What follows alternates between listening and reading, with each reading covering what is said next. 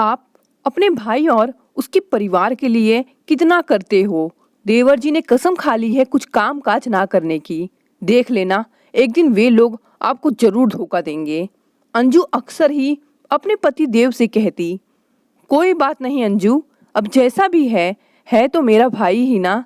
अब उसे ऐसे ही छोड़ तो नहीं सकता। वो और उसके बच्चे मेरी जिम्मेदारी हैं। एक बार उसकी बेटी अपने पैरों पर खड़ी हो जाए, फिर मेरे सिर से बोझ हट जाएगा। देव भी अंजू को समझा देते। समय गुजरता रहा, दोनों के बच्चे बड़े हो गए। देव के भाई की बेटी अंशु जज बन गई। देव उसे देखकर बहुत खुश हुआ। उसकी मेहनत रंग लाई थी। जो उसने सोचा था वही हुआ। अब अंशु ने अपने घर के हालात सुधार दिए। घर में पैसों की कमी तो देव ने कभी होने नहीं दी थी, लेकिन अब अंशु के पापा नीरज को भाई से पैसे नहीं मांगने पड़ते थे। अब तो नीरज के घर का रूप ही बदल गया। घर में सारा कीमती सामान दिखाई देता। देखते ही देखते नीरज और उसकी पत्नी के दिमाग 7वें आसमान पर पहुंच गए। अब मोहल्ले वाले, जान पहचान वाले सब उन्हें अपने आगे बौने नजर आते। उनका उठना बैठना बड़े लोगों में होने लगा। देव की बेटी की शादी तय हो गई थी। उसकी शादी के लिए उसे पैसों की जरूरत थी। देव का एक फ्लैट था जिसे उसने नीरज को रहने के लिए दे रखा था।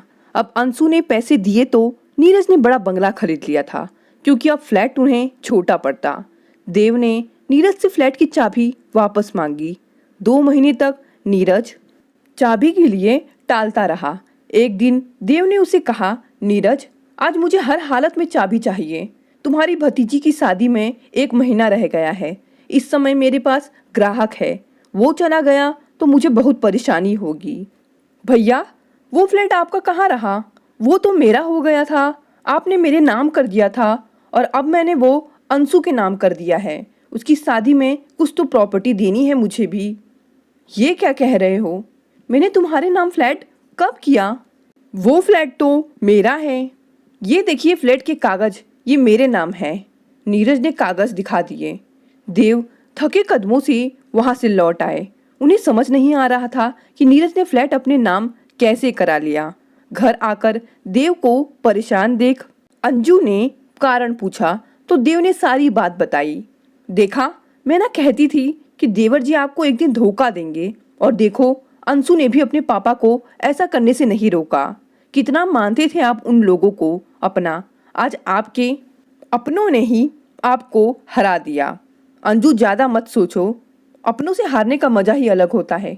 कोई बात नहीं, नीरज ने मेरे साथ ऐसा किया, मैंने किसी के साथ कभी गलत नहीं किया। यही मेरा उसूल है। नीरज ने मेरा विश्वास तोड़ दिया। कभी कभी फीकी खिचड़ी भी खानी पड़ती है, कहकर देव हंस दिया।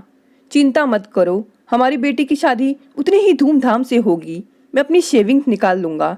अभी तो मेरे अंदर इतनी जान है कि मैं अपने बुढ़ापे के लिए और कमा लूंगा।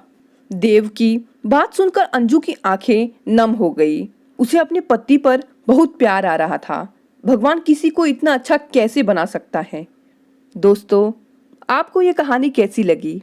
कहानी पसंद आई तो इसे लाइक और शेयर करें और चैनल को भी सब्सक्राइब करें। धन्यवाद।